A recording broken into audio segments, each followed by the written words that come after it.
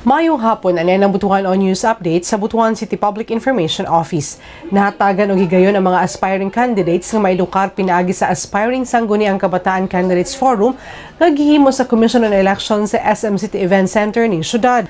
Tumong sa kalihukan nga mapalapdan ang kahibalo sa mga kabataan sa mga programa ug aktibidad nga pwede nila nga buhaton sila mga barangay. Lakip na sab ang mga rekisitos nga dadon at sa filing of Certificate of Candidacy. Naisgutan ang balaod, state policies and objectives, kalahian sa katipunan ng kabataan ug sangguniang kabataan, nakipsab ang madawat nga pribilehiyo sa usa ka sangguniang kabataan. Sa open forum gitubag sa mga speakers sa mga pangutana sa mga partisipante aron mahatagan og katin-awan.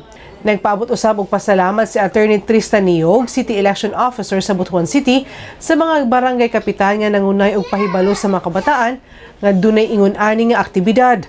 Magsugod ang filing sa COC sa Agosto 28 hangtod Setyembre 2, 2023. Usual yun na siya ang activity, no? Nga kung andun ay umaabot nga eleksyon, maghatag kita og mga educational campaign, importanteng informasyon ngadto sa atong katawhan. Aron nga masayra nila kung unsay mga requirements, unsay mga balaod nga sundon o uban pa. Sa laing balita, nagpahigayon sa outreach program ang mga miyembro sa Butuan Runners Club sa duha ka tunghaan sa syudad adlawng Domingo. Gihatod sa Butuan Runners Club ang mga school supplies alang sa mga estudyante sa Danapa Elementary School sa sitio Danapa, Barangay Tungaw ug Sinaka iPad Elementary School sa sitio Sinaka, Barangay Antikala ning syudad. Kahinumdumang nagpahigayon og Butuan Marathon for a Cause ang grupo Agosto 6 asa ang proceeds niini padulong sa mga napiling benepisyaryo.